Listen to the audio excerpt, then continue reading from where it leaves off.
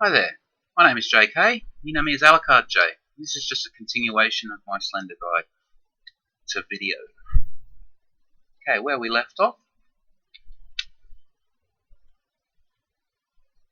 we just implemented sound for footsteps and also to detect if it's running and walking, to swap that sound. So we've got running, walking with two different footstep sounds.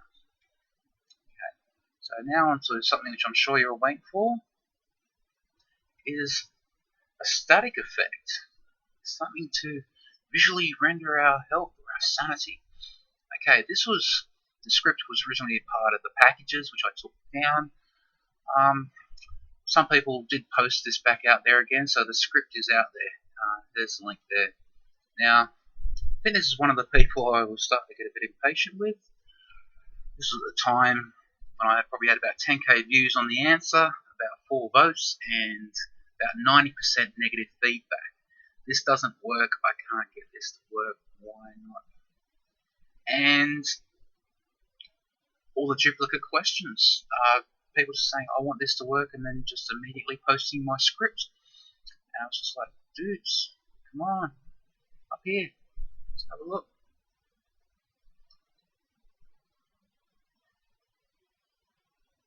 Right here, comments or feedbacks are welcome, as long as you have something more to say than just it doesn't work. Yes, I was getting a bit upset at this stage.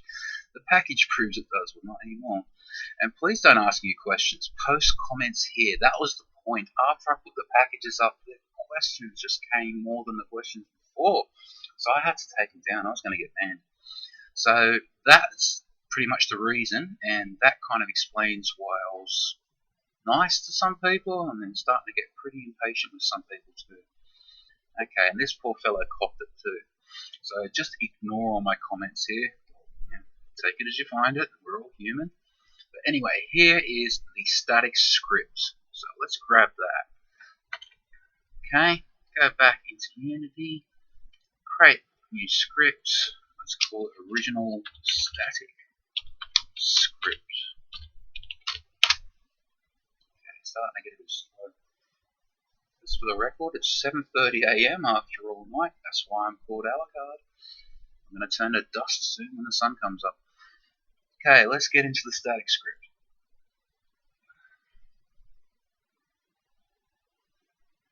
Let's just paste that in. And of course the indentation is lost. So let's just get that back. I really don't like to see my scripts like this. Fantastic. Fantastic. Where do you belong to? Oh, that's part of startup. Alright, let's just start again.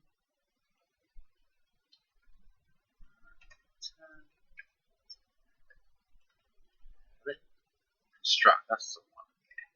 Okay, I'll explain all this thing. Okay, if you're familiar with procedural mesh generation, or creating meshes at runtime, this will be self-explanatory. It's basically creating a quad mesh, a plane, what you're used to. It's got 4 vertices, 1 in each corner, and it's 2 triangles that make the whole thing up. And that's what this is all about. Now this part here, we have a look at some of the variables. We've got an alpha because we're going to be showing a static texture, and we want it to fill the screen.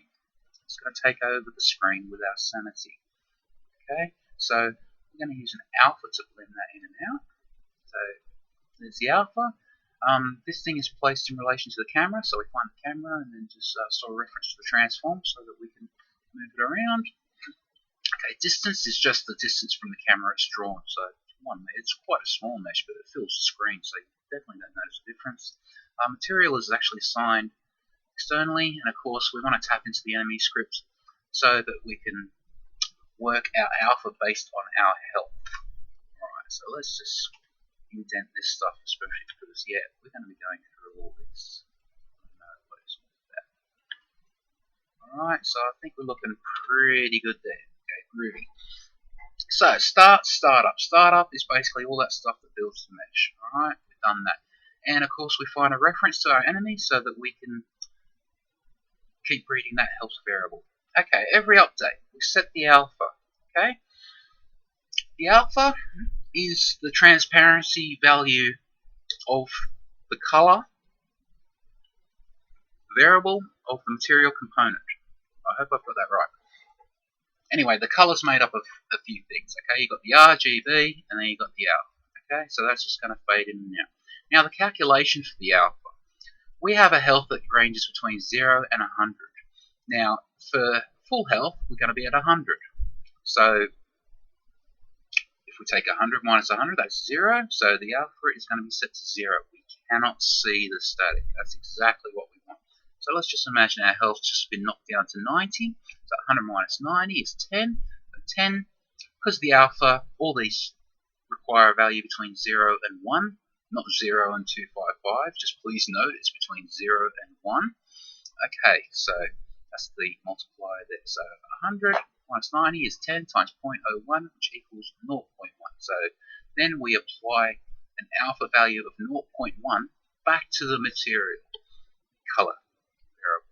Okay, we're just going to retain the current color values for RGB. We don't have to modify them in any way, unless you want to. I mean, you want to start tinting it, that's fine. Like, go ahead, play with it, see what you can find. Make it go a reddish tinge, or could be interesting. Okay, so that's what's happening there. We get an alpha value, and then we assign it to the material. So it fades in as we lose health. Okay, there's set alpha. Scroll UVs. This is basically explaining scroll UVs. We're using a static. Yes, we're using a static image. It's an image of static, but it's sitting still. It's static. We want it to move like an old TV. Got the white noise. Okay, so we want to scroll UVs. If you've played around with materials and things like set texture offset, you'd know what UV mapping and that. If you know modeling, you definitely know what UV mapping is.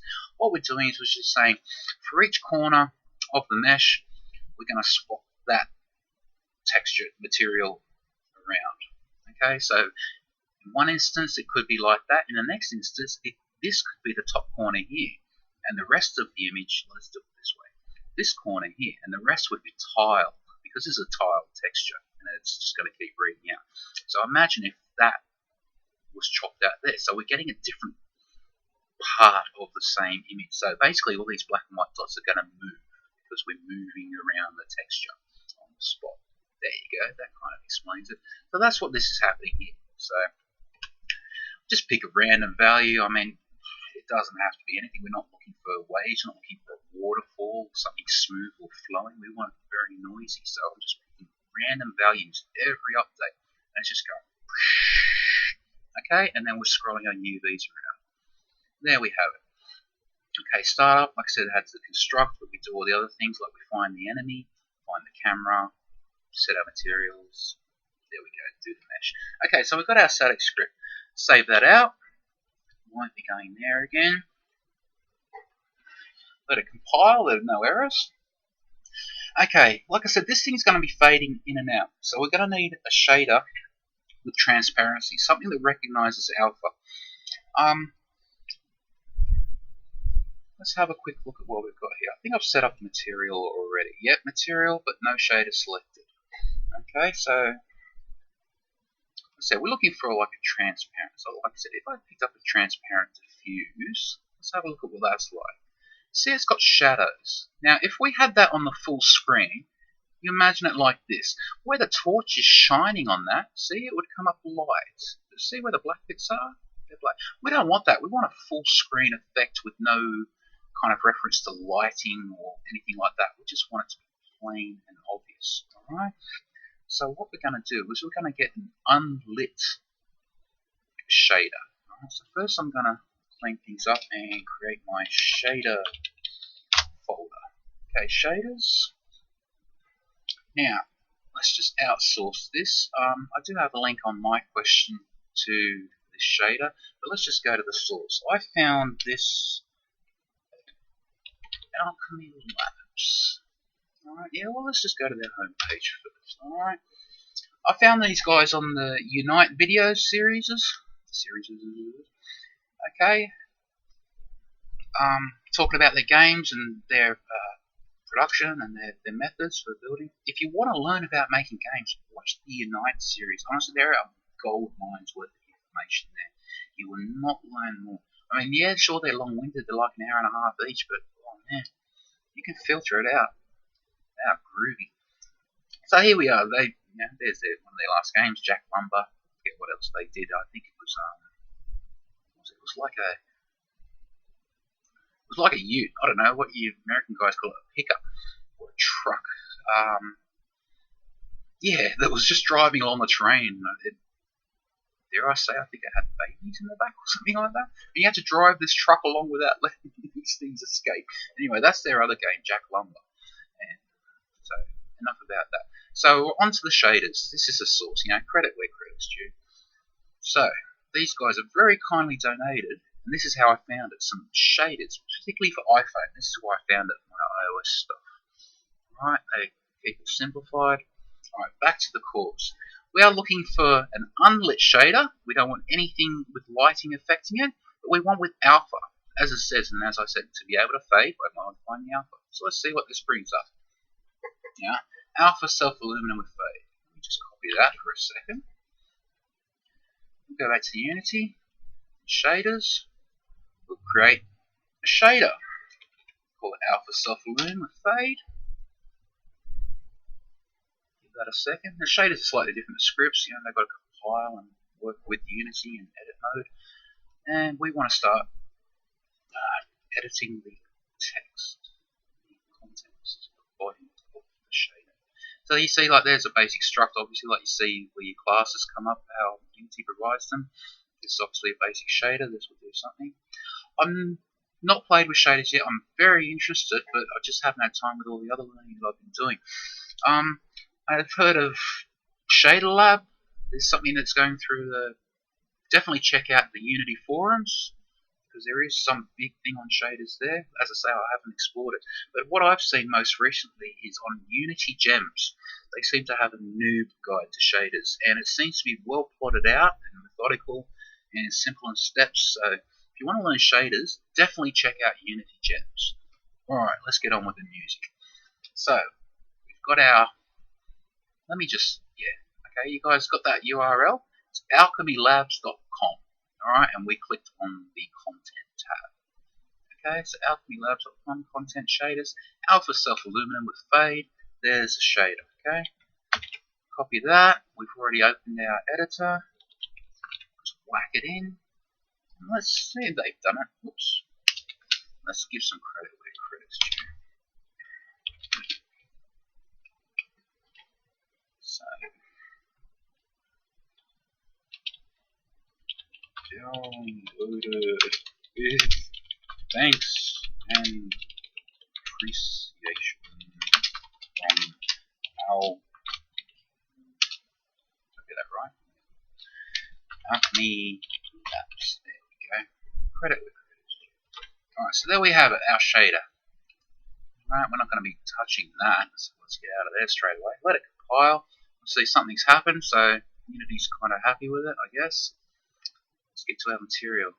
So, as I said, I did create a material previously, and as my example was showing, you see how this is affected by light sources in the preview. It's really handy, isn't it? So, let's check out the shader. Where will we find that?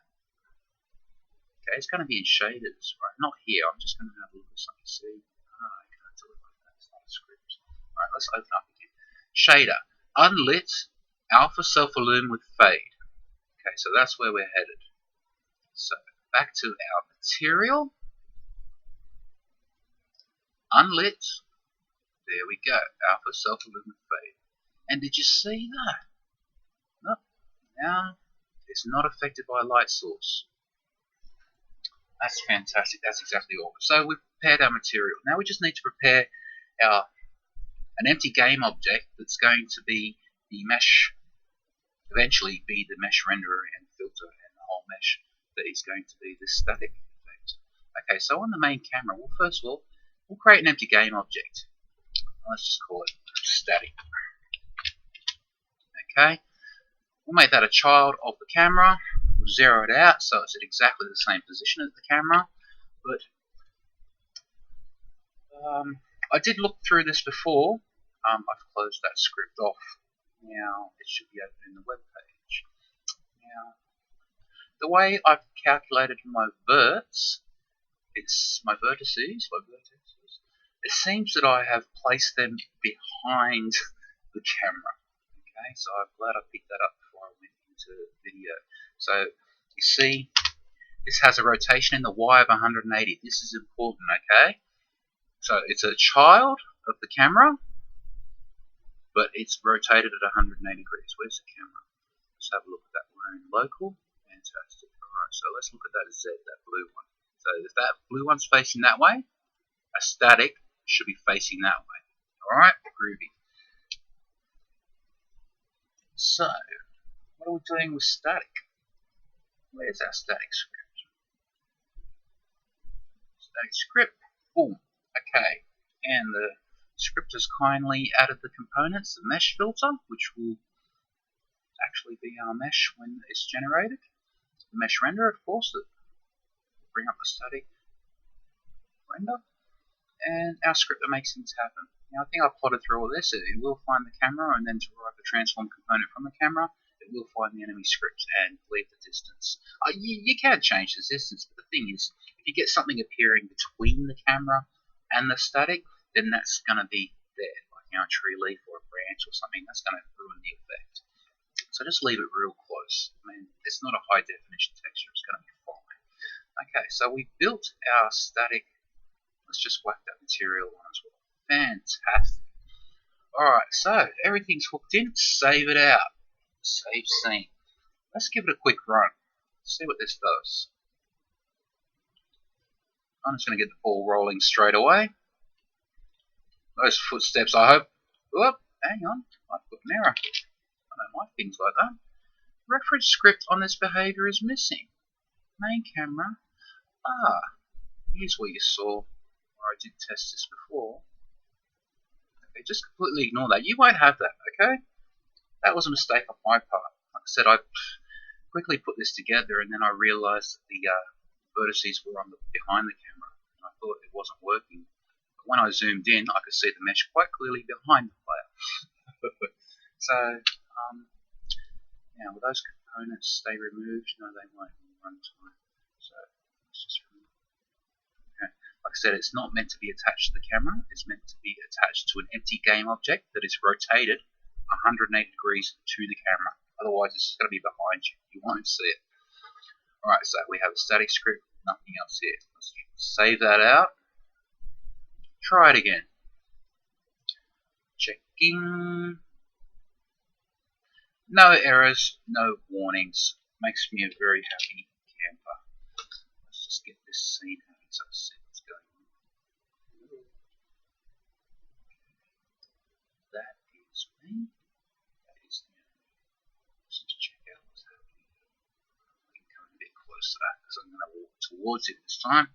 We want to make it happen with testing stuff out.